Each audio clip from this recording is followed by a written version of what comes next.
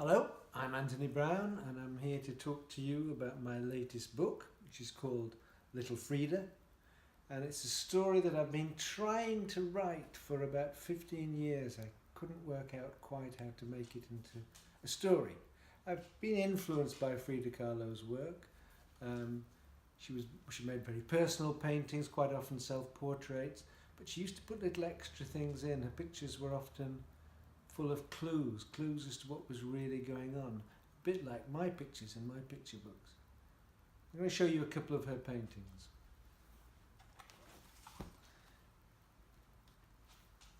This is a self-portrait that she painted and she called it Time Flies.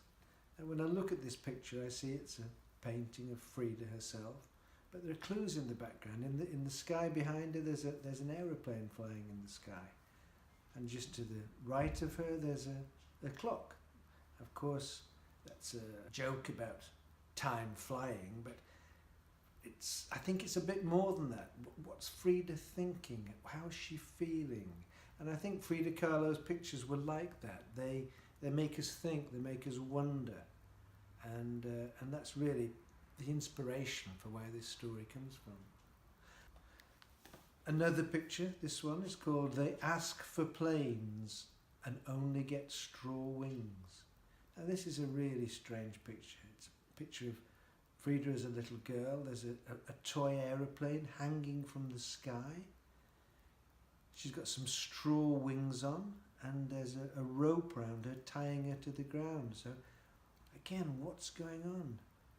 Does Frida want to fly? Is that what this is all about? And that started, putting these two pictures together gave me an idea of how I might make a story built around the idea of Frida Kahlo.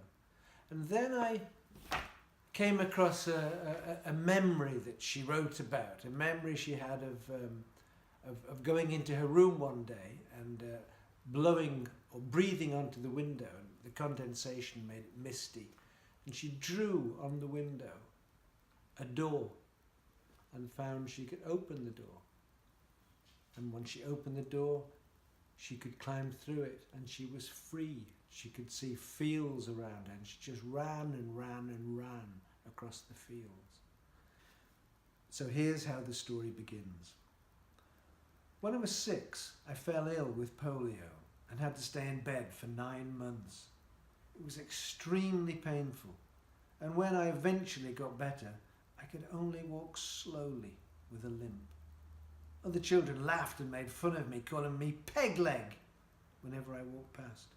I tried to hide my thin right leg with 3 layers of socks, but it didn't fool anybody. I was different, and being different made me an outsider. My father was a photographer and sometimes he let me help him in his studio. I coloured up many of his black and white photographs. Although it was boring work, I loved being together with him. Most days though, in spite of having 3 sisters, I played on my own. I was lonely, but I quite liked being separate. When I slept, I dreamed of flying. I longed to really fly. I thought about it all the time, and for my 7th birthday, I asked my parents for a toy plane. For days, I could think of nothing else but flying right around the world. But when the day finally came, these wings were all I got. I didn't want to show my disappointment, so I kept the stupid wings on and ran to my room. As I breathed on the window, it slowly became misty with condensation.